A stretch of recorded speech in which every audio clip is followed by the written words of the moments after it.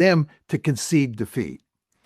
By the end of the day, he does a 180-degree turn, and he says there's going to be a ceasefire. But most importantly, he says that the ceasefire will be based on Iran's 10-point plan. Now, you want to understand that there are two plans on the table. One is the 15-point American plan, which has all the maximalist demands of the United States and Israel. And then there's the Iranian 10-point plan, which has all the maximalist demands of the Iranians. And he says that the negotiations will take place on the basis of the Iranians' 10-point plan. This is really quite remarkable. He says the 10-point plan provides a workable basis for an agreement. And again, these are the maximalist demands of the Iranian government. He says, furthermore, in the tweet, that almost all of the points of contention between the two sides have been resolved. Again, remarkable. What's going on here? He's basically found the off-ramp, and the off-ramp is to concede defeat. It is the only off-ramp. He's long had two options. One is he could go up the escalation ladder, which is what he was threatening to do in the morning. But as I've argued for a long time, he can't go up the escalation ladder because he loses at every step. And the idea that he's going to obliterate Iran, this is not acceptable. This cannot be done. So he can't escalate. So he's got to find an off-ramp. But the only off-ramp is surrender, is to concede defeat. And what he does in the second tweet, again, he reverses gears, goes in the opposite direction, and he concedes defeat. He says, we're going to negotiate on the basis of the 10-point plan. This means none of our demands are going to be achieved, right? None of the big four demands that we made before the war started and after the war started are going to be realized. And we're going to negotiate on the basis of the maximalist demands that Iran has put on the table. So what I'm saying to you, Glenn, is if you look at the morning tweet and you look at the evening tweet, you see that Trump is desperate. He's desperate to end this war. And he wants to get a ceasefire as quickly as possible, and then he wants to start negotiations. But it seems like he wants to have it both ways, because yes, he concedes defeat, will accept, that Iran will set up a toll on the Strait of Hormuz, will put a ceasefire, which includes Lebanon, all these things. But then once the ceasefire is in place, he seems to be still wanting to claim victory. So now his tweets are about, well, you better not put any tolls on the Strait of Hormuz, and Lebanon's not included. It looks like he wants to have it both ways. He concedes defeat to get the ceasefire, but once he has the ceasefire, he wants to make this victory claim. Because I noticed that Pete Hegseth, he also tried to do this victory lap. He was just reading out all the people who are dead, all the people they killed, as a way of suggesting that this was victory. But did you see it in a similar way that did you see the attempt to claim victory here? Because what they had to agree to and what they're claiming, there seems to be a massive gap there. Well, first of all, Glenn, they don't have a ceasefire, because to have a ceasefire, the Iranians have to open the Strait of Hormuz. And the Iranians have refused to open the Strait of Hormuz because the Israelis are bombing Lebanon and attacking Hezbollah inside of Lebanon. And the Iranians say there will be no ceasefire. The Strait of Hormuz will not be opened until the Israelis stop attacking Hezbollah. And that hasn't happened. So the Israelis are undermining the ceasefire. You want to understand here that, first of all, there's the ceasefire, but then there's the negotiations to end the war. But before you can get to the negotiations, you have to get a ceasefire. but we don't have a ceasefire. That's a key point to understand. And the question is whether or not President Trump is going to be willing to lean on Netanyahu in a really serious way to get him to stop attacking Hezbollah. And then we'll get a ceasefire. Then the strait will be opened. Uh, but in terms of Hegseth and Trump declaring victory, this is putting lipstick on a pig. Come on, it's clear we've lost. You just want to think about it. We went into this war with four demands. One was regime change. Two was Iran would get rid of its nuclear enrichment capability. Three is Iran would eliminate all its long-range ballistic missiles. And four, Iran would stop supporting the Houthis, Hezbollah, and Hamas. None of those four demands have been realized. None. Furthermore, Iran now controls the Strait of Hormuz, which gives it enormous leverage. Furthermore, Iran still has a huge inventory of ballistic missiles, cruise missiles, and drones, which allows it to attack American bases in the region, American forces in the region, the GCC states, they're allied with the United States, and Israel itself. So Iran is in an excellent position today compared to the position it was in on February 27th. And furthermore, as I said, President Trump, in his Truth Social post on Monday night, this is April 6th, said we're going to negotiate on the basis of the 10-point plan that the Iranians have put on the table. This is a clear defeat. And by the way, it's an even bigger defeat for Israel. And in Israel, there is all sorts of talk to that effect. The Israelis fully understand that if you look at where this train is headed, this is a catastrophic defeat for them. And of course, it is for President Trump as well.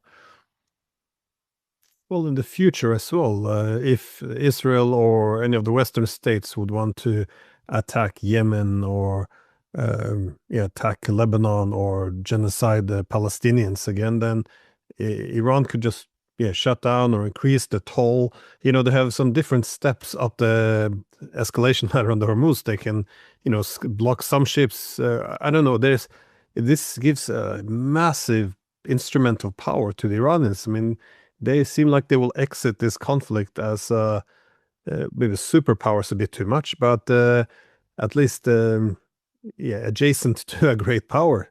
This is quite a instrument of power they have, and as you said, they didn't have this before the war. So, well, there's 2 points to be made. First of all, I think you don't want to overestimate how powerful a position Iran is in because of years of sanctions and because of the destruction we've wrought on Iran since February 28th. Iran, in a very important way, has been devastated. This is a country that has been wrecked in a lot of ways. So the idea that they're coming out of this war in great shape is wrong. They're going to have to spend many billions of dollars over many years to recover or to come close to recovering from all the damage that we and the Israelis have inflicted on them.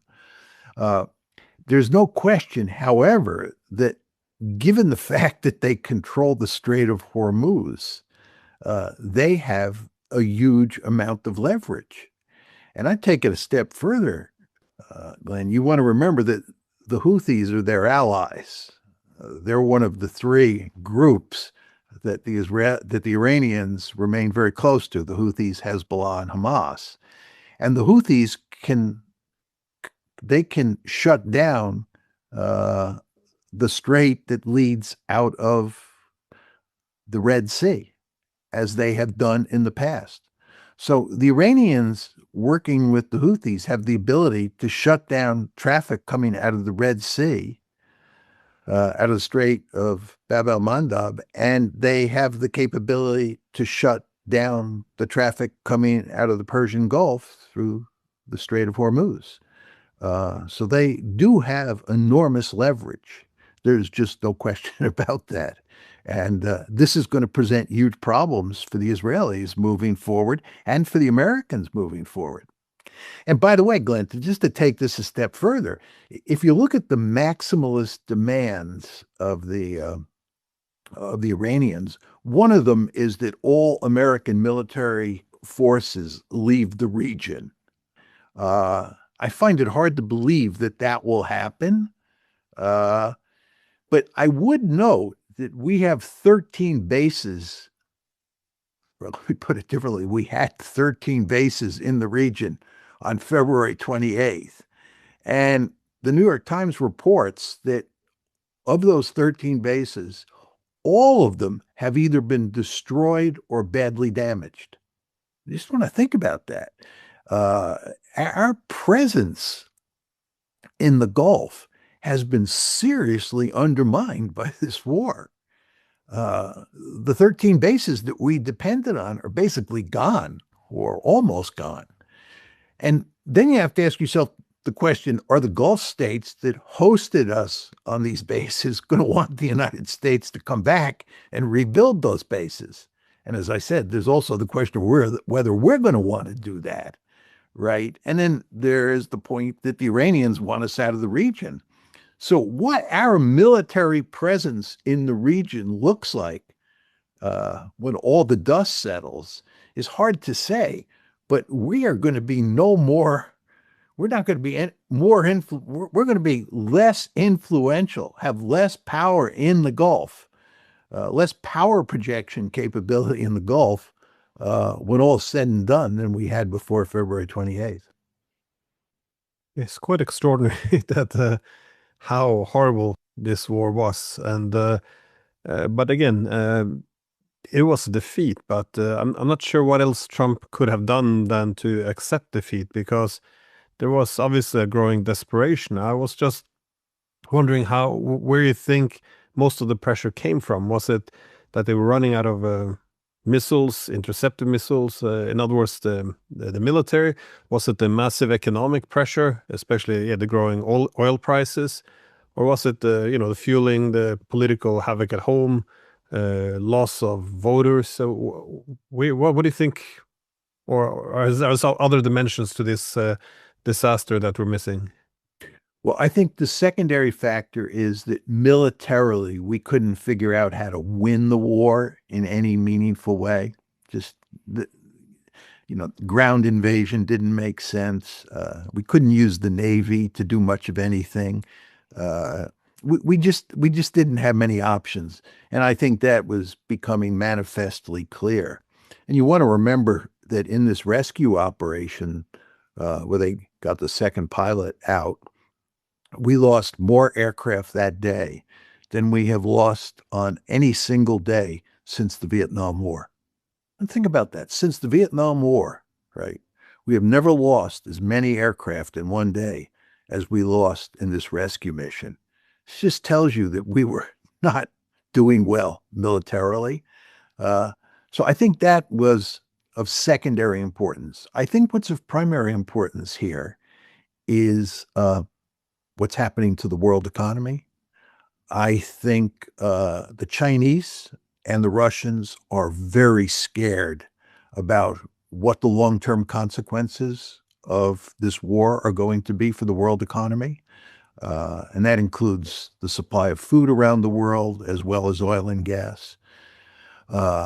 And I believe the Chinese put pressure on the Iranians and talked at great length to the Pakistanis about getting Iran to come to the negotiating table and to work out a ceasefire and then get talking about settling this war. I think the Chinese understand full well that this will have disastrous consequences for everyone.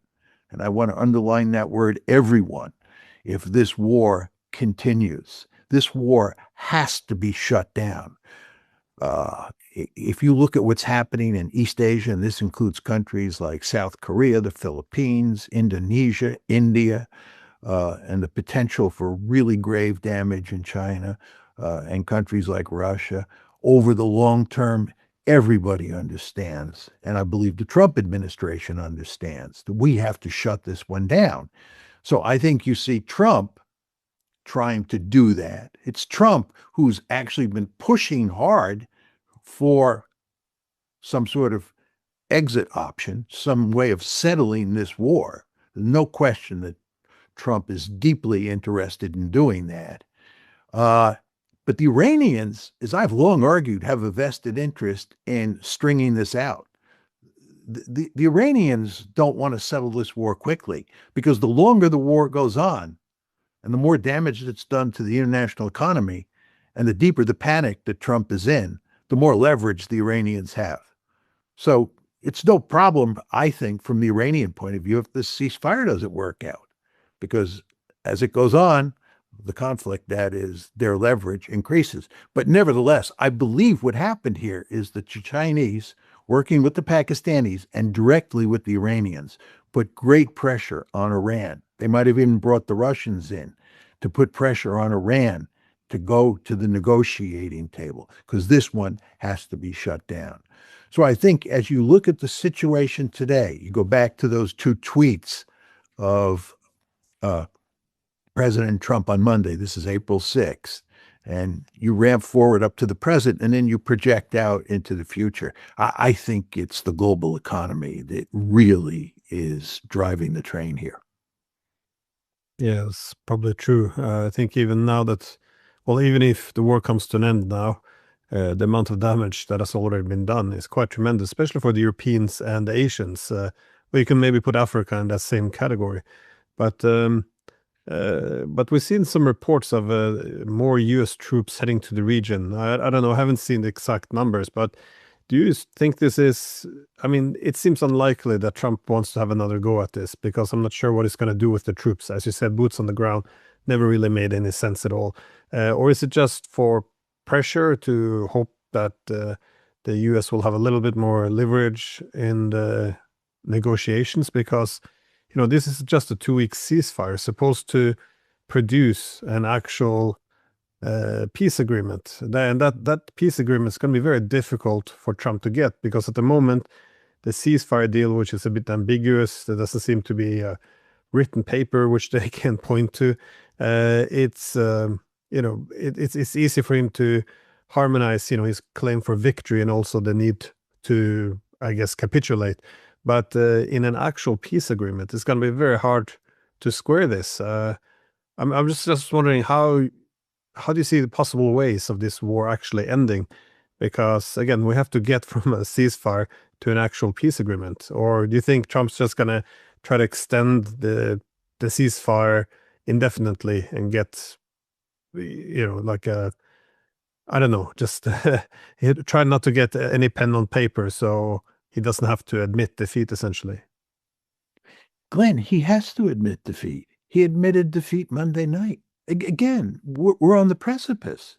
We've got to shut this one down. He has no choice here.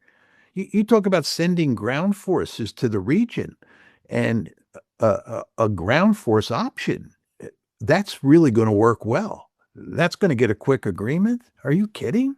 Right? That's just going to make a bad situation worse. There's no ground force option here. There's no naval option. There's no air option. I guess, he could use nuclear weapons and destroy Iran forever.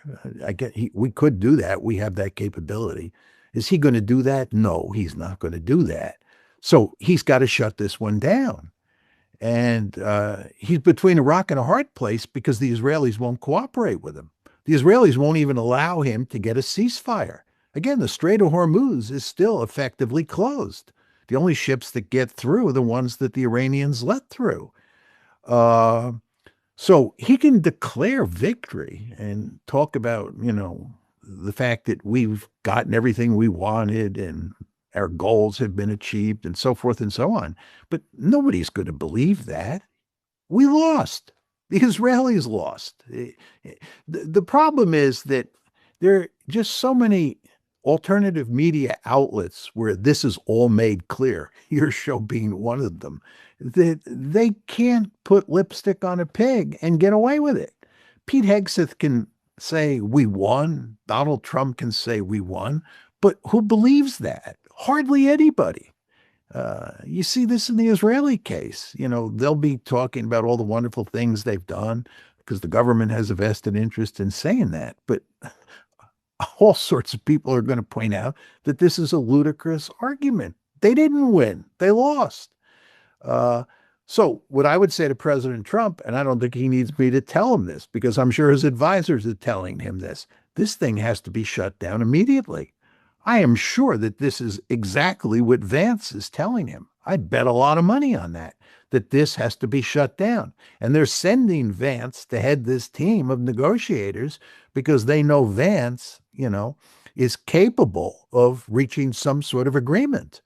You don't want to depend on Steve Witkoff and Jared Kushner. I mean, these are basically Israeli assets, not to mention the fact they're incompetent. They have a demonstrated record of incompetence now. So you want someone like Vance in charge, and hopefully he can shut this down. But it'll be tough. Glenn, just to go back to the Ukraine war and think about all the endless conversations we've had on ending the war in Ukraine. President Trump was determined to end the war in Ukraine even before he came into office. But if he didn't settle that war before he came into office, he was going to settle it after he came into office. And he's been a colossal failure, right? He and his lieutenants have bumbled around and really made a hash of the negotiations to end the war in Ukraine. It's the gang that can't shoot straight, right? Well, here we are now trying to shut down another war, and it's the Trump administration again. And the question you have to ask yourself is, can they do it? If the cast of characters involve just President Trump, Steve Witkoff, and Jared Kushner, I'd say we're in deep trouble. But Vance is our great hope here. He's the new boy in town in terms of negotiating with an adversary. And we're just all hoping that he can pull it off. I'm sure the Chinese and the Russians, not to mention the Indians, the South Koreans, the Japanese, the Indonesians, people all over Africa, people all over the world are pulling for Vance to work out a ceasefire, then to sit down and negotiate some sort of settlement so that we can get the strait opened and we can get the fertilizer. Well, we have to get that fertilizer flowing, and we can get the oil and gas flowing as well. We're not going to immediately go back to the status quo ante in terms of how much of those goods come out of the Gulf, but it'll be a good start. But we have to do this immediately. And I believe that President Trump understands that. It's just difficult to miss what's going on here. I'm sure that countries all around the world are calling the White House every day saying this is a colossal disaster. Something has to be done. And again, I think the Chinese and the Russians fully understand this. These are the responsible stakeholders in the system, the Chinese and the Russians, not the United States. But I think at a certain point, even the United States, even the Trump administration gets the message. This is my reading of the situation. And again, Glenn, I would say just go back and look at the 2 Truth Social posts that he wrote on Monday. What he said in the morning about annihilating Iranian culture, and then look at what he said in the evening. Did a 180-degree turn and said we accept Iran's 10-point plan as a basis for negotiations. This is truly remarkable, and it reflects the desperation. And by the way, just if he doesn't understand, if I'm wrong, if he and his lieutenants don't understand, just give them another week or 2. They'll understand what's going on here in terms of the world economy. I think we should all probably be happy that Vance will take over some negotiations, but something good could come from this. So if he is successful, at least he should be more successful than Witkoff and Kushner, then perhaps Trump will have the wisdom to also send him to Moscow, because it seems more, well, Vance seems more genuine, not just in opposing the Iran war, but actually wanting to put an end to the Ukraine war as well. He doesn't seem to have any more appetite for throwing more lives and money into this big black hole. So again, something good could come from this, perhaps. But it it Glenn, is, yeah. So can I make just one quick point on what you said? You do want to remember, though, that if Vance negotiates a settlement in which we lose, and this is certainly true in the Gulf, and I believe it would be true in settling the Ukraine war, the right in the United States, the neoconservatives, which are a key element in the Republican Party, will blame him and go after him hammer and tong. So you just want to understand that politically, for Vance, he's in a very dangerous situation. There's no question that for the good of the United States, for the good of the Trump presidency, and for the good of the world, we need him to behave in smart and brave ways to end this disaster. We just need him to do that. But if he's successful, and let's hope he is, he will pay a political price here in the United States. And the question you have to ask yourself is whether that will affect how he approaches these negotiations. He is surely aware of the point that I just made. I mean, he's a very smart man. Whether you agree with his policy views or not, he's a smart man, and he has surely figured this out. But let's just hope that, he puts the good of the country and really the good of the world. It sounds funny saying that, but really we are talking about the good of the world here, above his own narrow political interests, and does work hard to get a settlement and is successful. yeah, that's a great point. Actually, I didn't consider the domestic politics of the whole thing, but making the kind of humiliating peace which has to be made, or maybe not humiliating, but well, yeah, perhaps humiliating. It's definitely going to come at a price. Yeah, yeah. But No, it's going to be a humiliating piece.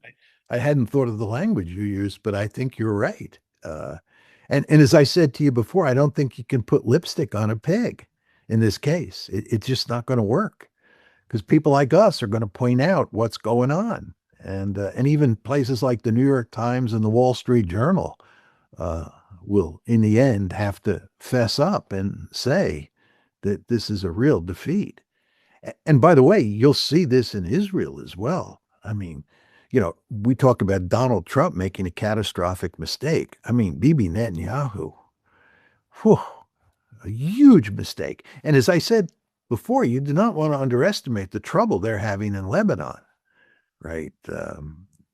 They're not doing well. The Israelis are not doing well in Lebanon. So Israel is in, terrible shape as a result of what's happened since February 28th. well, that's a good point, because I think the Israelis also bet everything on knocking out Iran here. I mean, that was supposed to be the head of the snake, and because they were already overstretched, they're not successful in Gaza, they're not successful in Lebanon, and now, of course, this none of the objectives were achieved in the war against Iran. And I saw today that the IDF, it told Knesset, in Israeli parliament, that the new government in Iran was, quote, more extreme. So again, this goes a little bit against what we're hearing from Washington, that this is a better government, easier to work with. But I think that never made any sense. You can't, you know, you can't bomb a country to bits and then assume that relations will be better, especially if the country bombed to bits comes out on top in terms of the war. So it, yeah, I do wonder though how the Israelis are gonna deal with this, because they can't really afford to back down either, because they bet everything on this. I mean, if what you're saying is correct, that the U.S. presence will be diminished severely in the Middle East, Israel's position will be weakened. Iran, which was the main adversary, which was supposed to be destroyed in this war, if not regime changed, then broken up, or at least chaotic, like Syria. Now it's going to come up on top. I mean, this is a horror show for the Israelis. It's hard to imagine that they will accept this. I'm not sure what else they can do, of course, short of launching a nuclear weapons at the Iranian capital. But How do you think the Israelis going to deal? Are they going to, will this fuel domestic divisions into a civil war, or will they, seek another victory on a different front? How are they going to deal with this? Because it's just hard to see how they're going to recover.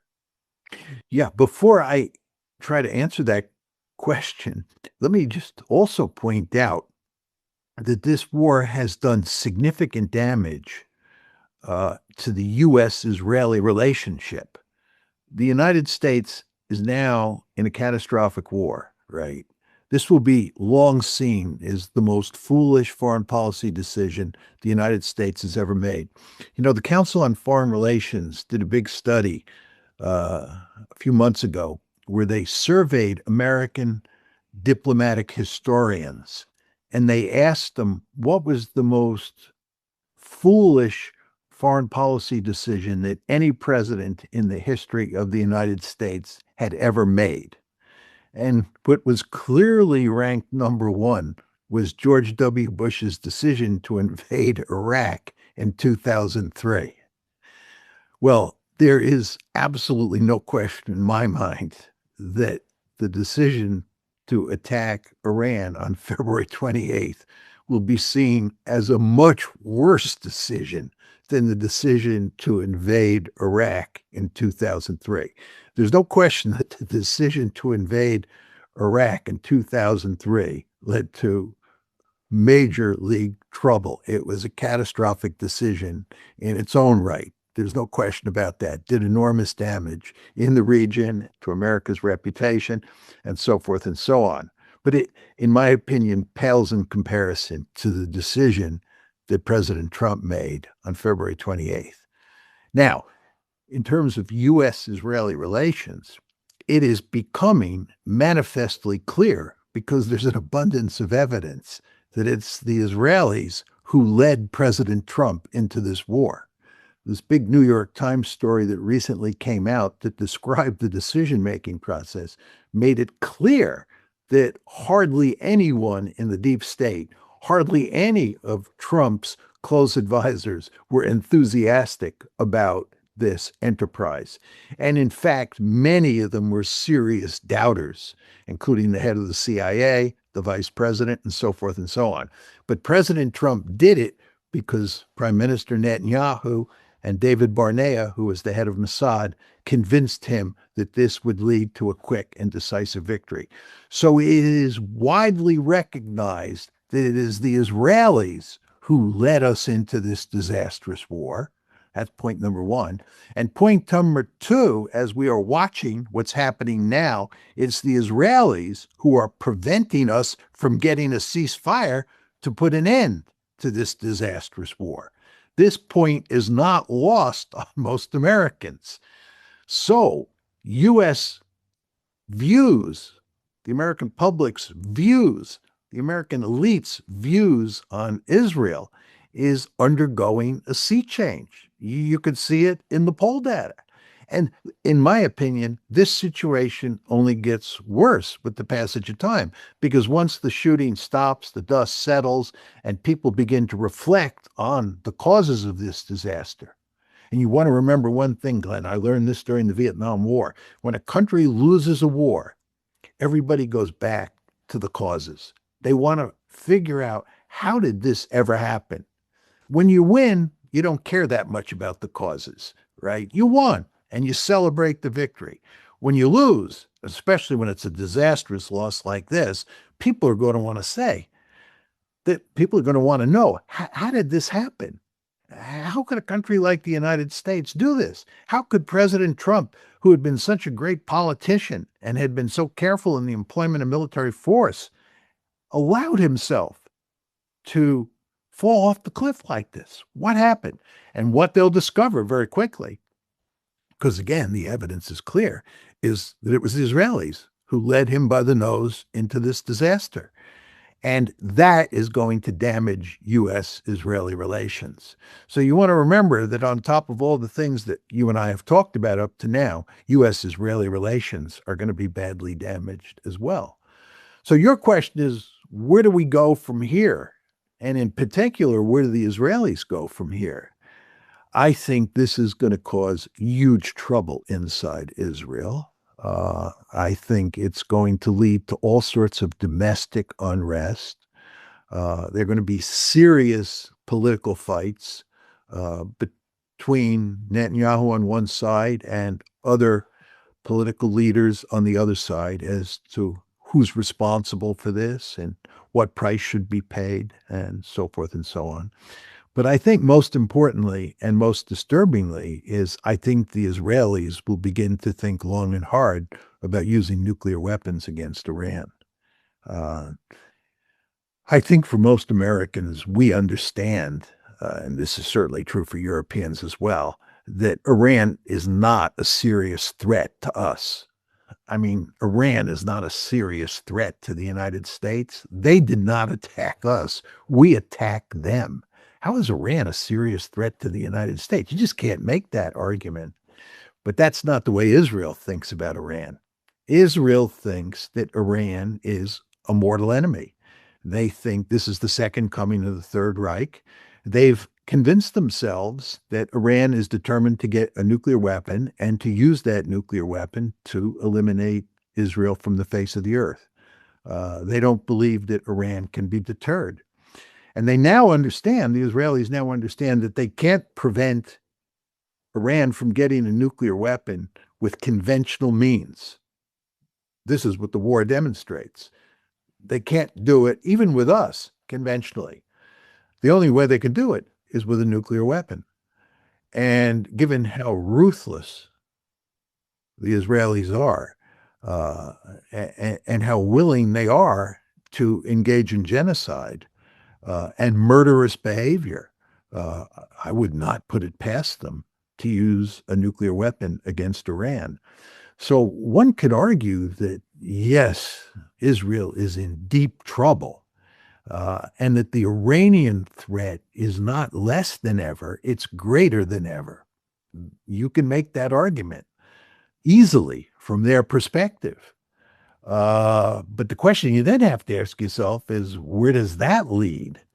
And you're talking about a country that has no problem executing genocides, and that is convinced itself that it will face a genocidal state armed with nuclear weapons in Iran down the road. In that situation, you can imagine them trying to use using their nuclear arsenal against Iran.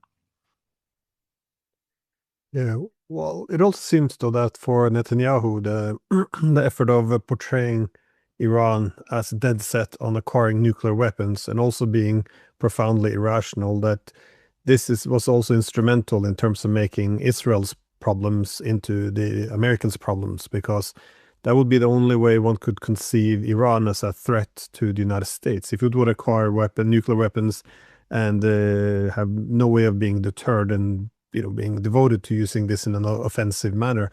But it is interesting that they seem to buy into their own rhetoric, though, about the irrationality of Iran and its determination to acquire a nuclear weapon. But it also seemed that this is going to be devastating for the Trump administration, I'm thinking, though, because Trump's whole bit, I think, was, what he was able to appeal to. He was looking at the U.S.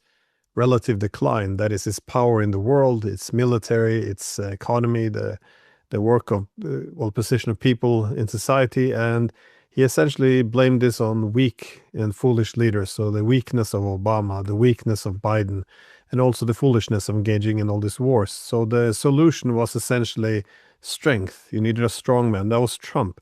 He was strong. That is, if he was just tough, decisive, and assertive, this is essentially the medicine that will bring America, make it great again. And also his toughness would be matched with, this intelligence, his high IQ, as he always say, because he wouldn't do this foolish forever wars. And but now, he went in.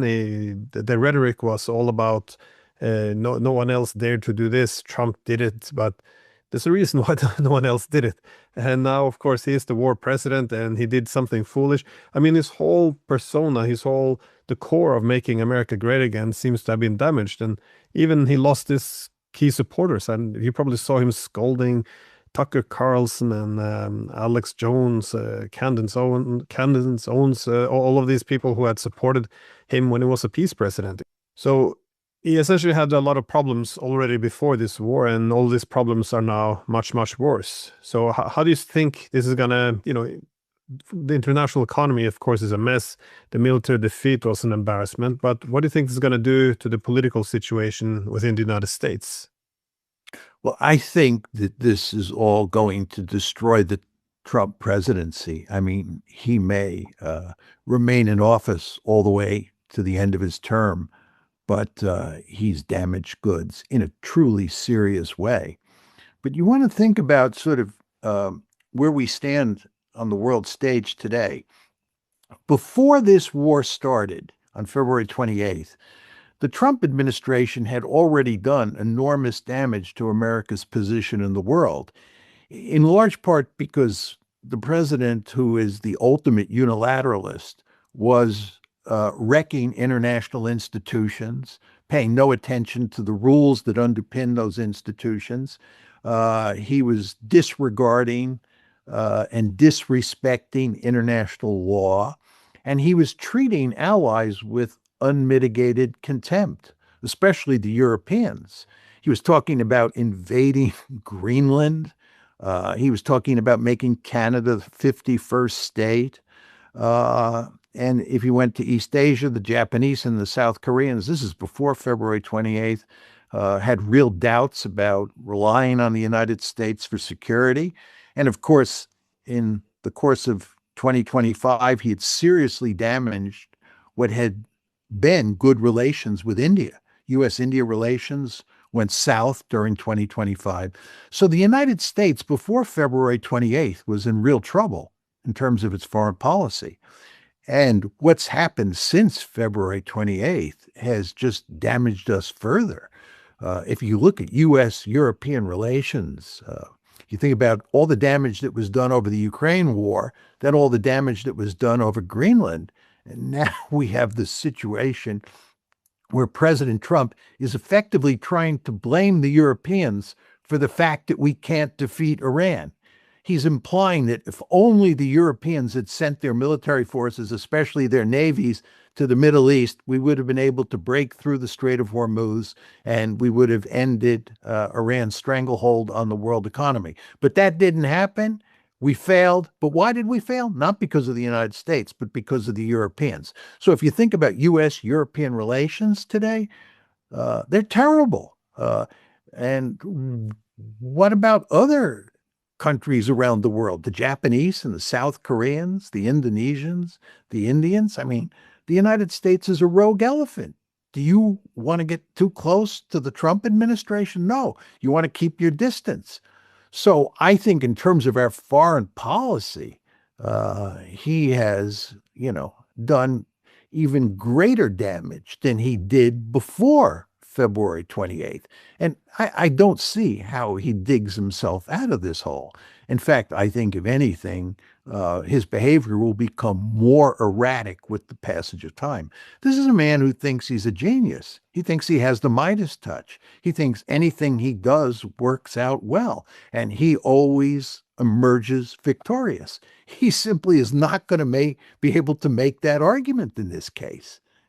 This is not like all the previous cases that he got away with. And he's therefore seriously damaged goods as president of the United States, even if he manages to shut this one down reasonably quickly. And that remains to be seen, as we were talking about before. And in terms of his standing here in the United States, there's no way he's not going to take a huge hit politically. And you see him already, as you pointed out, going after people like Candace Owens, Tucker Carlson, Alex Jones. These are all people who have been big supporters of his in the past. And he's now in a major league war with them. And this is not going to help his standing. And furthermore, if you just look at what's happening inside the MAGA base, you look at what's happening with Christian evangelicals under the age of 50, I think he has truly profound political problems at home and on the foreign policy front as well. Yeah, I was also expecting that after disaster such as this, instead of going through this process you described before, that is having some openness, where did we go wrong, air out the trouble, learning something from the mistakes, I would assume that he would seek to blame others. I guess the Europeans NATO would be a good fall guy, and also divert attention, maybe go for a quick victory, that is, seize Cuba or Greenland, something like this. Essentially shift focus as quick as possible, because you don't want to sit around thinking about all the things, or having too many debates in the country about all the things you did wrong. This can't do anything well for him. So I guess erratic behavior moving forward is a pretty reasonable prediction. But if we take a step back to the wider picture, what do you think the world will look like after this? Because you and I spoke in the past about the emergence of a multipolar world, that is, simply the international distribution of power suggests the concentration of power we had in the 90s is now dispersed. Now you have many centers of power. The fact that, well, it looks as if this would intensify this development. Well, I think that the United States has obviously lost this war, and that will become manifestly clear to more and more people. That's for sure. I don't think it will diminish American power. I think American power is based on material capabilities. And I think losing this war will not affect how much power the United States has. In making this point, I like to point to the Vietnam War. We lost the Vietnam War. It was a catastrophic defeat. It was a decisive defeat, but it didn't affect American power. We remained as powerful as ever. But this is not to deny for one second that losing a war in Iran will have a profound impact on our ability to project that power around the world and to influence other states in ways that are favorable to the United States. So this really matters. So again, I just want to be clear. We will remain as powerful as ever. And we do live in a multipolar world. As you know, Glenn, my argument is we've lived in a multipolar world since 2017. And the other two great powers on the planet are China and Russia, and they're not going away. And in fact, one could argue that they're better off as a result of this war vis-a-vis the United States. But it's not that China and Russia have become more powerful relative to the United States because of the war. I don't think that's what's happened. I think that America's ability to project power and to influence other countries has been seriously damaged, and that works to China's advantage and to Russia's advantage. In other words, just to take the Russian case, the Russian economy has benefited from the United States taking sanctions off of Russia in terms of selling oil. And furthermore, the Russians have benefited from the fact that there are less weapons available for us to give the Ukrainians to fight against Russia, because we're using up weapons and munitions at such a rapid pace in Ukraine. In Iran. So this all works to Russia's advantage. And in terms of China, right, what's happening in East Asia is that we're pulling forces out of East Asia. We're pivoting away from East Asia because we have to move forces that are physically located in East Asia to the Middle East. This works to China's advantage. It doesn't change the balance of power, but it changes our ability to contain China in East Asia. It creates a situation where our allies in East Asia really don't trust us very much anymore. Not only are we pivoting away from East Asia, moving military forces out of the region, but also, can you trust American judgment? Do you think that the United States is a responsible ally that will take care of you in the crunch? I think if you're a Japanese leader or a South Korean leader, the answer to that question is no. You can't depend on the United States the way you once thought that you could, or the way that you once could. Uh, so again, you see the damage that we have done to ourselves. And again, to go back to our discussion of the Gulf and where we end up, we may end up losing those 13 bases, never returning to them, and having much less ability to project power in the Gulf after February 28th than we had before February 28th. So you see, our power position around the world, in terms of our ability to project power, influence other countries, has been badly damaged. And again, as we were saying, you and I have said on numerous occasions, we have done enormous damage to international institutions, international law, and our treatment of allies before before February 28th. So the United States is in just so much trouble. I think what I meant to say is a relative decline as you have the rise of other powers. Because if Iran could have been knocked out, that would have been something that would have weakened the Russians, the Chinese, and I guess strengthened the hand of the United States. So, but measuring well, the ability to project power in terms of the alliance system as well is probably also a good approach, because as you said, the Gulf states are in a very vulnerable position now. I know the rhetoric now is a bit harsh towards the Iranians, but at some point, if the US presence is expected to diminish, uh, then they're going to have to try to make some peace with the neighbors. I would say eventually the Europeans would have to do the same. We can't fight against the Russians on our own. If the Americans will reduce their presence, we're going to have to learn how to get along with the Russians. And you can say this is might be some of the calculations they're having in East Asia as well. Um, on on NATO though, this is seems to be one of the, if not a casualty, but one of the organizations which has also been hit hard by the Iran war, simply by the mutual accusations. How do you think NATO will be affected by the way this war ended? Well, I think this is all disastrous for NATO, uh, or to put it in slightly different terms, for transatlantic relations. And I think the main reason is that President Trump is going to need a scapegoat um, for this disaster. And I think that the Europeans will probably be the number one scapegoat, because he won't blame Benjamin Netanyahu, who is the person he should blame. And he can't really blame his advisors because none of them were enthusiastic about this. Maybe Pete Hegseth was. Maybe they'll get rid of Pete Hegseth. But I think what he's going to do is he's going to blame the Europeans, and he's going to make the argument that if the Europeans had anteed up, if they had come to our rescue, we would have won the war. The reason we lost was because our allies failed us. And given that situation, what we should do is basically stop supporting them.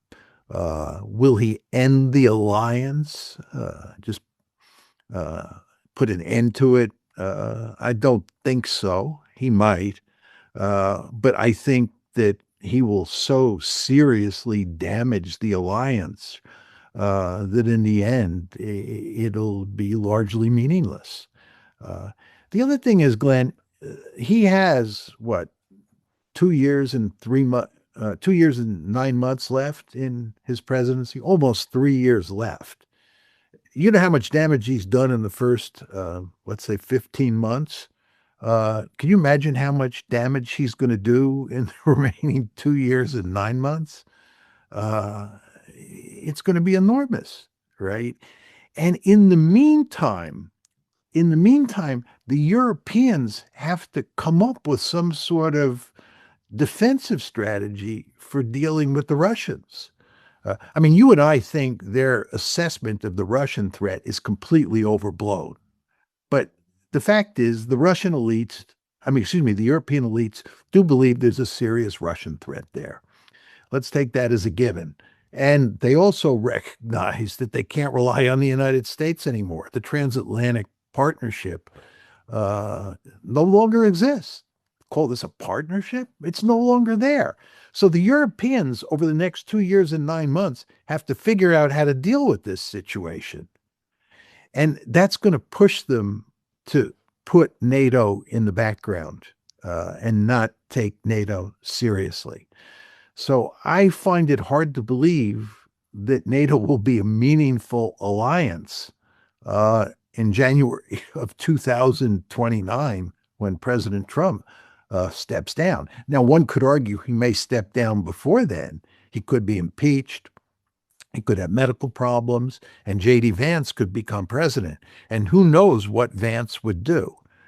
I tend to believe that Vance would have a more positive attitude towards NATO than Trump would. But how much more positive is hard to say.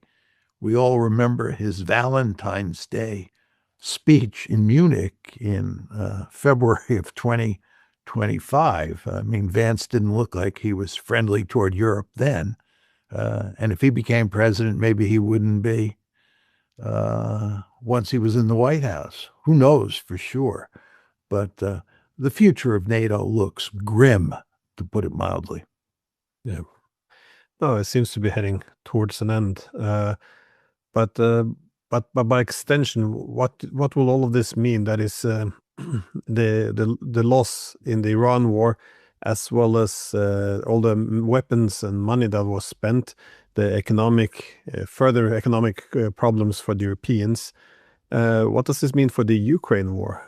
Because I see Zelensky has been taking to Twitter and now that the Iran war is over, encouraging everyone to shift focus back to Ukraine. But it's going to be hard to see the appetite for Trump to deepen involvement there. Or how do you think? Well, if take into account all of these different variables, what would you expect? How would you expect the Ukraine war to be affected by the loss of the Iran war, but also the fragmentation now we see of NATO? I think, first of all, I wish that Zelensky were correct and the Iran war was over and we could now focus on Ukraine. I think we're going to be focusing on Iran for the foreseeable future. I mean, this is a catastrophic situation. And with regard to Ukraine, let's assume that I'm wrong and that 2 weeks from now, the war is effectively over. I don't think that's going to happen, but let's assume that happens.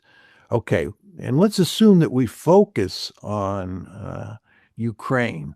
What does that mean? Are we going to give Ukraine a whole bevy of weapons that are going to allow Ukraine to prevail on the battlefield or do well on the battlefield? I think the answer is no. I don't think they're going to get those weapons. We have run down the inventory to the point where the last thing we want to do is give precious weapons and precious military assets to the Ukrainians. Just not going to happen. And with regard to the Russians, we need Russian oil in global oil markets. We just need it, right, to head off economic catastrophe. And so the Russians are going to continue to do well economically, at least in the short term. And I'm sure the Russians are getting ready to launch a major set of offensives against the Ukrainians. And the Ukrainians, as you and I have talked about many times, are in desperate straits. And we're not in any position to rescue the Ukrainians. And this is a perfect situation for President Trump to say the Europeans are responsible. As you know, he's been pushing in that direction for a long time. So let the Europeans deal with the Ukraine situation, because you want to understand that if people like you and I are right, Glenn, and it's only a matter of time before the Ukrainians collapse on the battlefield and the Russians push them out of Donbass and the Russians conquer even more territory on the Eastern Front, President Trump is going to want to avoid being blamed for that. and he's going to want to blame the Europeans for Ukraine's defeat.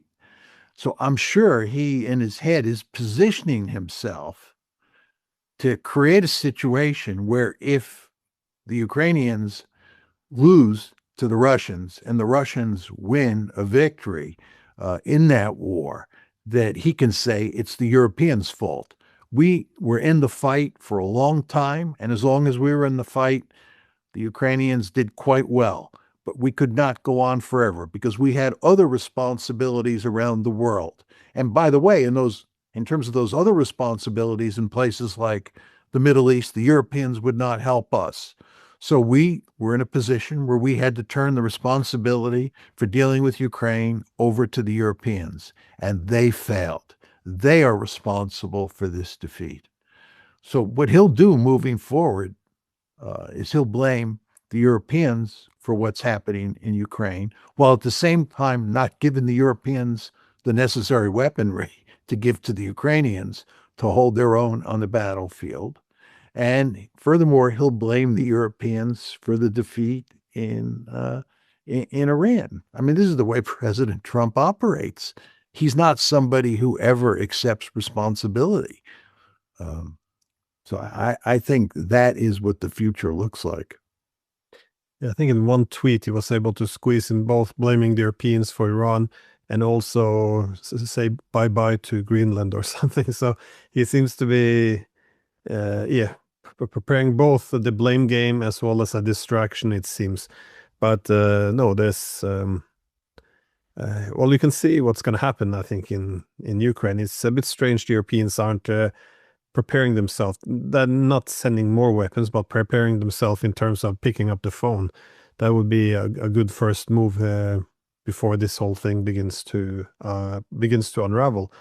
But I spoke recently with Colonel Lawrence Wilkerson, and he was making the point that he feels not just the United States, but Europe is growing increasingly irrational. And after that, I thought about asking you actually, because do we have a good theory in international relations about, I guess, rationality and declining hegemons or collective hegemons, both the United States and Europe? Because it seems over the past years now that we're in, well, at least relative decline, as there's problems in society. The assumption we built up a society about, ideological superiority.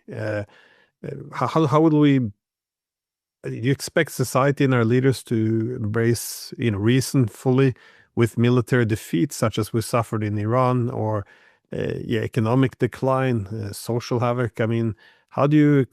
I know in political realism we assume that the state is rational, but at least for the neoclassical realists, they would challenge this assumption. So how would you assess, or how do you expect the reason or rationality of states to function in the years to come? Well, as you know, I wrote this book with Sebastian Rosado called How States Think, which deals directly with the question of rationality. And in fact, the opening case that we talk about is Putin's invasion of Ukraine on February 22nd, February 24th, 2022. And our basic argument in the book is that states are rational if they pursue a policy that's based on a theory of international politics that makes good sense, that it's a plausible theory. And if you don't have a plausible theory underpinning your policy, then what you are doing is acting irrationally. And we also said that the decision-making process matters as well. You have to have a decision-making process that allows all the key players in the room to voice their opinions in a rational, legal way. So that was our definition. I think if you look at various cases, like Putin's invasion of Ukraine in 2022, I think that was clearly rational. He thought that NATO expansion was a threat to Russia. He thought it was an existential threat, and he launched a preventive war to make sure that Ukraine did not become part of NATO. So that was, in our opinion, a rational decision. One could argue that it was the wrong decision. One could argue it was an illegal decision. One could argue it was an immoral decision. But whether a decision is rational or not depends on whether or not you have an underlying theory that is a proven theory and that theory underpins the policy. Now, let's just talk a little bit about the Europeans. I believe that the Europeans' behavior towards the United States, which often is labeled as irrational, is actually not irrational because it has a simple theory that underpins it, which you can argue is a legitimate theory. What am I saying here? The Europeans have a deep-seated interest in keeping the United States actively involved in Europe. The Europeans want the American pacifier to remain in place. Another way to put this is the Europeans want NATO to remain intact.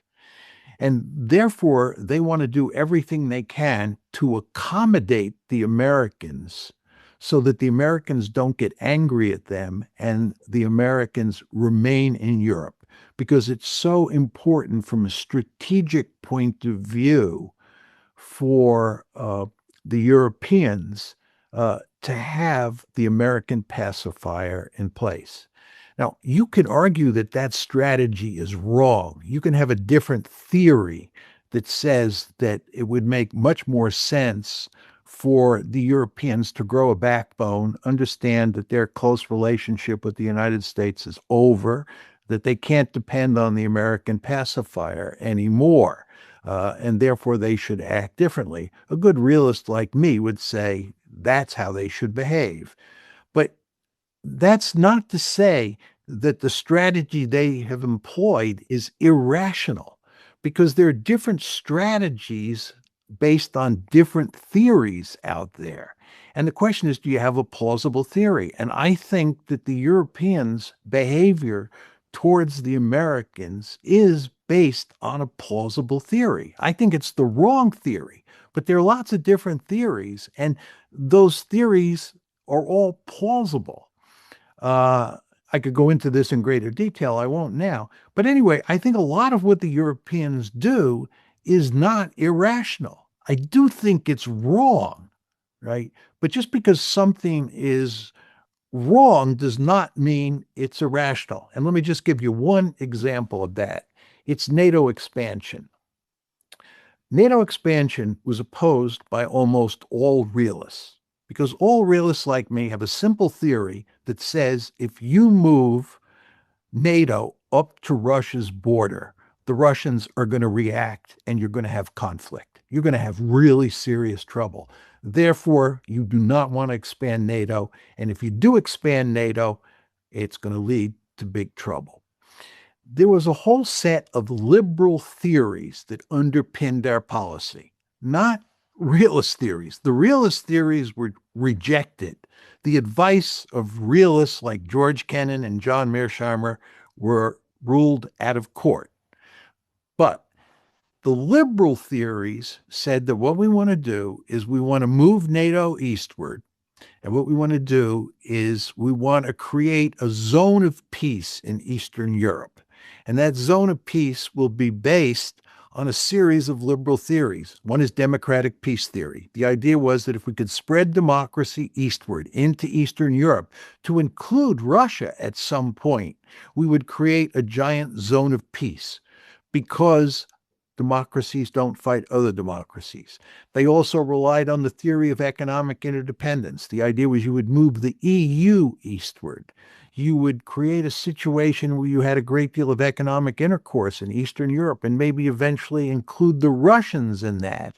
And the end result is economic interdependence produces peace, and we would all live happily ever after. So there were a set of liberal theories. These are prominent theories that are highly respected in academia that underpin the policy. if you read the sort of the commentary of Strobe Talbot and Madeleine Albright at the time of NATO expansion, this is in the 1990s, their policy prescription for NATO expansion was based on these liberal theories. I thought it was wrong-headed, but I did not think it was irrational. That may sound funny to certain viewers, but I think there's a difference between whether one thinks another theory is wrong or whether you think it's irrational. So I think a lot of what is done in international politics, one can think is wrong, but it's not necessarily irrational. But I could go on, but there are lots of cases of American behavior in particular, but even European behavior in recent times that would fit under the rubric of irrational. No, I think that's a good way of explaining it. And though I would agree, I don't think the European policy was irrational. As you said, it was a powerful theory, and you can link it a little bit both in political realism as well as liberalism. That is, the hegemonic piece. As long as the U.S. was all powerful, uh, the Europeans could benefit. For one, there would be no great power rivalry, as the U.S. all power concentrated in the U.S. would essentially mitigate the international anarchy. There would only be one center of power, no anarchy. Second, because it was the United States, we assumed that a liberal democracy, human rights would be elevated, so we would have this democratic peace as well. And also, you can put a third leg on it, which would be that the U.S. would be the pacifier in Europe, which would allow Europe to function as it had, because we've never been stood together since after World War II when the Americans came. So that you can argue that's given that they can explain what they were doing, it is rational, and I think that's also why they were willing to make an enemy out of Russia by expanding NATO, because this made sure that America's presence was cemented. But my view, though, is that it could have been a good strategy, but it became the only strategy, which meant there's no political imagination for anything else. So now that the actual political realities of it, that is, that the unipolar order, that is, it's not just a policy, it's an actual distribution of power, is gone. And we see that for this reason, it's in America's interest to shift its policies, that is, focus less on Europe. Now it starts to feel irrational, because now we're just returning to hope and expecting the US to stay in Europe out of just some alliance of democracies, even though it doesn't serve necessarily its interests. So it is very strange to see. Let me just ask, sorry, yeah. Can I just make two more points about this whole subject of irrationality? Because this is a very important subject. People surely who are watching this show will want to know whether it was rational for President Trump to invade or to attack Iran on February 28th. And I believe it was irrational. And why do I think that? The basic theory that underpinned the decision to attack Iran on February 28th was that we could use air power alone to topple the regime and put in place a regime that would basically dance to America's tune, would throw up its hands, surrender to us, and do what we wanted. Okay? We know from the literature on international politics, which is well understood by many people in the policy world, that it is virtually impossible to create regime change with air power alone. There is no theory of victory that can be considered rational that is based on the idea that you can use air power alone to produce regime change. In fact, the literature says that's impossible. So what President Trump did in deciding to go to war on February 28th was not only a foolish policy, it was irrational, because he had no plausible theory of victory. Just very important to understand that. Let me give you another case. The decision that the United States made before the war started in Ukraine on February 24th, 2022, what's really remarkable in the run up to the war is despite the fact we, the West, the United States in particular, thought the Russians were going to invade Ukraine, we did nothing, virtually nothing to stop it. Then the war started, negotiations started in Istanbul, and both sides were making very good progress. And the United States told the Ukrainians to walk away from the negotiations.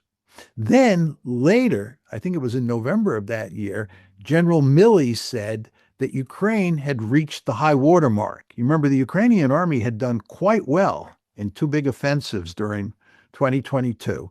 General Milley, who was chairman of the Joint Chiefs of Staff at the time, said, Ukraine has reached the high water mark. Let's cut a deal now. He was told to close his mouth and not raise the issue again. Now, the question you want to ask yourself is why was that the case? Why was the United States not attempting to prevent war? And then why did it tell the Ukrainians to walk away and tell General Milley to keep his mouth closed? The answer is actually quite simple. We thought that we could bring the Russians to their knees with economic sanctions. We had a theory of victory that was based in part on the Ukrainians holding the Russians off on the battlefield, number one. But number two, we believed that we could use crushing sanctions to cripple the Russian economy and literally knock the Russians out of the ranks of the great powers. That was our theory of victory. I thought at the time that it was wrong. I thought that it wouldn't work. But I think it was a plausible theory of victory. I think at the time, most people I know thought that it would work. They thought that we had so much economic leverage. They thought all of this globalization of the 1990s and the early 2000s had created a situation where the United States sat at the center of this economic web that allowed it to use its coercive leverage over countries all around the planet. The way we've done with Iran, the way we've done with Venezuela, the way we tried to do with China. And that's what we thought would work with the Russians. And I think it was a plausible theory of victory. I did not think it would work. I had a different view, a different set of theories. But the point is, it was not irrational. It was wrong, but it was not irrational. But again, to go back to Trump invading Iran, that was irrational because there was no plausible theory of victory there. My view on the Ukraine war, though, was initially I thought it made a lot of sense. That is, if you spend all these years investing all this money in training to build a massive Ukrainian army of hundreds of thousands of men, why would the US and NATO accept it to go neutral when you can use that big army to fight and weaken Russia as a strategic rival? So again, I think it's brutal, and I wouldn't advise it, but yeah, it made sense, rational. But my view is that after you mentioned November 2022, when General Milley said, well, it doesn't get better than this is when we strike a deal, it feels like at that point we were a bit swept away already by our own propaganda. That is, that the Russians were inherently weak. They could be defeated. Their economy, their gas station masquerading as a country, and at this point, it looks like all the rhetoric we had to fuel the war, suddenly we began to buy into it. And here I started to wonder, how rational is this? Because if someone came along and said, well, actually, we have to assess what the Russians actually have, then immediately, no, well, that's pro-Russian. You can, so suddenly our ability to assess the information available to make reasonable predictions, it seemed like it was all gone. And you see that today as well. Everyone more or less understands that the war can't be won, but they still want to fight it. I mean, for me now, there's no reasonable strategy anymore. There's no reasonable theory of victory anymore. So it feels as if, yes, it began rational, a bit brutal. Using Ukrainians to fight their rival. But now I feel like we drifted far away. But again, it's just my view. Well, just leaving aside the issue of rationality, where I think I've said enough, Yeah. let me make another point. I think, Glenn, when countries get into major wars, uh, it's very difficult for them to get out. I've said over the years, and I think it's because for me, the Vietnam War was a formative experience. Uh, but my rhetoric is it's easy to get in, it's incredibly difficult to get out. I like to say it's like turning a giant super tanker around in the water. You don't do it quickly. And I think Iran may actually be something of an exception because of our whole discussion about the economic consequences. If you take what I was saying before, and I know you agree with me on this, that the potential economic consequences here are catastrophic, right? The incentive structure may be such that we do shut this war down quite quickly, right? And it would be, I think, quite unusual in that regard. I mean, think about the Afghanistan war, uh, 20 years. Vietnam, oh, that went on for, year after year. It was very hard to get out of that war. And this is what happens when a great power like the United States or major powers like the Europeans get involved in a war. It's just very difficult to walk away. It's the whole sunk costs argument. And I think that is what has really paralyzed the Europeans and made it very difficult for them to get out. The other thing is, and you were talking about this in the context of Benjamin Netanyahu before, that after a while you begin to believe your own arguments about Iran. If you say Iran is the boogeyman for 40 years at some point along the road, even if you didn't believe it in the beginning, you certainly believe it after 40 years. Uh, and I think in terms of the Europeans, before the war in Ukraine started, I don't think the Europeans thought the Russians were a great threat. Uh, you want to remember in 2008 at the famous Bucharest summit, NATO Bucharest summit in April of 2008, the Europeans, in the person of Angela Merkel and Nicolas Sarkozy, argued against bringing Ukraine into NATO. Merkel was adamantly opposed, as was Sarkozy. It's not like the Europeans thought there was this great Russian threat out there that had to be deterred. In fact, they thought, like you and I, Glenn, that if you expanded NATO to bring Ukraine into it, Putin would interpret it as a declaration of war. That's what Merkel has said, right? That's why she was opposed. We agree with her. But anyway, the United States foolishly pushed ahead, uh, and we ended up in this disastrous war. But I think what's happened over time is that the Europeans have convinced themselves now that the Russians are the second coming of Nazi Germany. Putin is Adolf Hitler, that the Russian army is the Wehrmacht. And oh my God, if they don't do something, they're going to have the Russian army on the beaches of Dunkirk. Uh, I mean, I find it all hard to believe. I know you do as well, but they do believe that. But it's very interesting if you think about the change that has taken place over time in European thinking about the Russian threat. Uh, and by the way, just to elevate up another 10,000 feet, if you go back to NATO expansion and the decision to bring Ukraine in April 2008, it is very important to understand that we were not interested in bringing Ukraine into NATO because we thought there was a Russian threat to Ukraine or a Russian threat to Eastern Europe. That's the realist view. The United States, which was driving the train on NATO expansion, was not operating according to realist theories. Otherwise, they would not have expanded NATO into Ukraine. They were operating on liberal theories.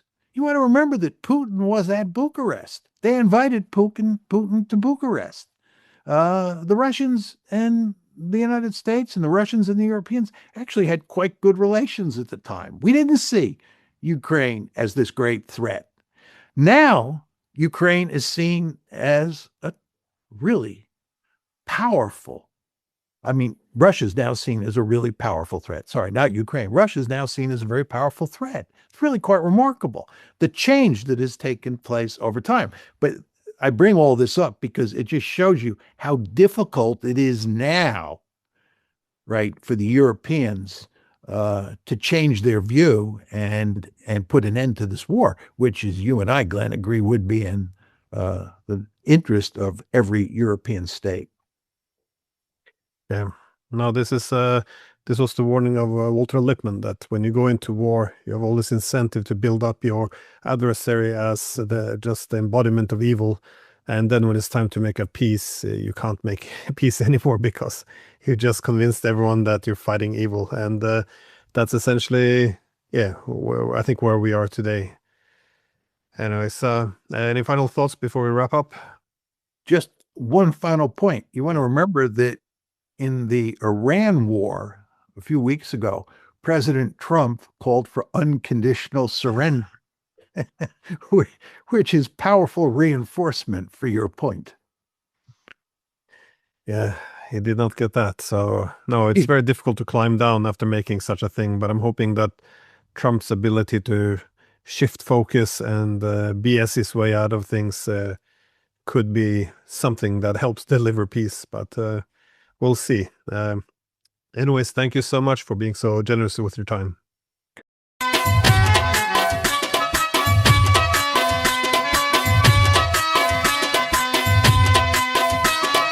दिल दिया सोनिया जानिया कोई गड्डियां वे रुक गईया दिल दिया सोनिया जानिया कोई गड्डियां वे रुक गईया हुण तेरे मिलण दिया सब आस वे मुक गईया हुण तेरे मिलण दिया सब आस वे मुक गईया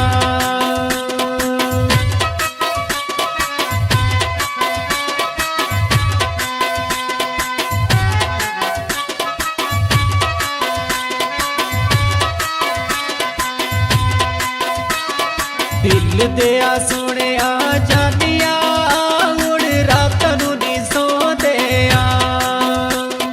दिल दिया सुनिया जानिया हुण रात नू नी सोंदे तेरे कोलू वक्त हो के हुण लुक लुक रोंदे तेरे कोलू वक्त हो के हुण लुक लुक रोंदे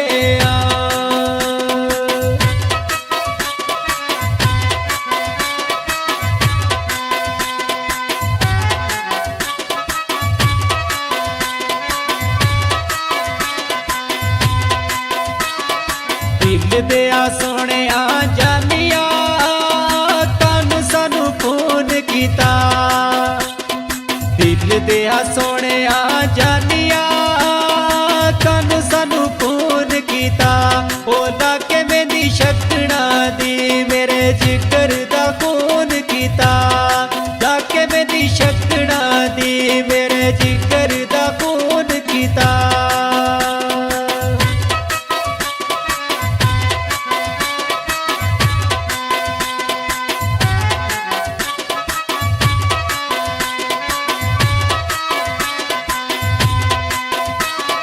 दिल दिया सोनिया जानिया क्यों साडे नाल दगा वे कीता दिल दिया सोनिया जानिया क्यों साडे नाल दगा वे कीता पुछ दिल जख्मी कोलू तेनू किस जुदा कीता पुछ दिल जख्मी कोलू तेनू किस जुदा कीता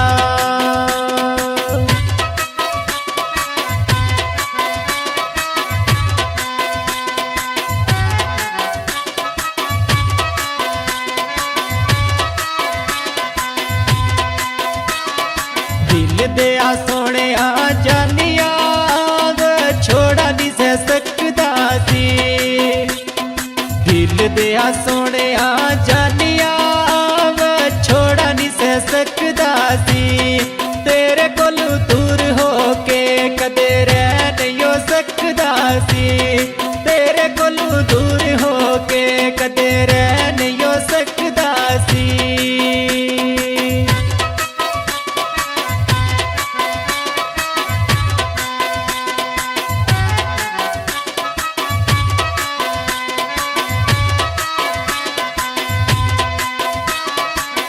ਦਿਲ ਦਿਆ ਸੋਹਣਿਆ ਜਾਨੀਆਂ ਇਹ ਵਿਛੋੜੇ ਵੇ ਪੈ ਗਏ ਨੀ ਦਿਲ ਦਿਆ ਸੋਹਣਿਆ ਜਾਨੀਆਂ ਇਹ ਵਿਛੋੜੇ ਵੇ ਪੈ ਗਏ ਨੀ ਉਹ ਤੇਰੇ ਨਾਲ ਜੀਣੇ ਦੇ ਅਰਮਾਨ ਹੀ ਰਹਿ ਗਏ ਨੀ ਤੇਰੇ ਨਾਲ ਜੀਣੇ ਦੇ ਅਰਮਾਨ ਹੀ ਰਹਿ ਗਏ ਨੀ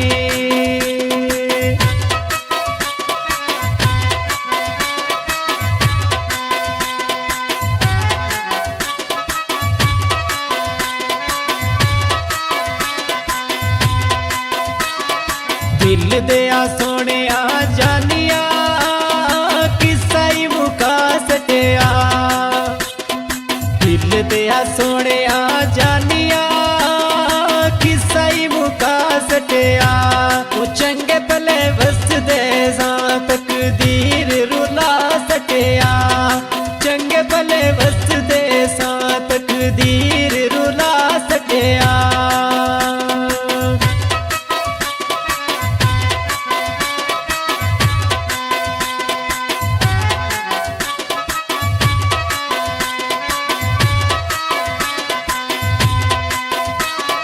ਦਿਲ ਦਿਆ ਸੋਹਣਿਆ ਜਾਨੀਆਂ ਕਿਸਮਤ ਦੇ ਖੇਲ ਹੁੰਦੇ ਦਿਲ ਦਿਆ ਸੋਹਣਿਆ ਜਾਨੀਆਂ ਕਿਸਮਤ ਦੇ ਵੇ ਖੇਲ ਹੁੰਦੇ ਜਿੰਨਾ ਸੱਚਾ ਪਿਆਰ ਹੁੰਦਾ ਨਹੀਂ ਦੁਨੀਆ ਤੇ ਮੇਲ ਹੁੰਦੇ ਜਿੰਨਾ ਸੱਚਾ ਪਿਆਰ ਹੁੰਦਾ ਨਹੀਂ ਦੁਨੀਆ ਤੇ ਮੇਲ ਹੁੰਦੇ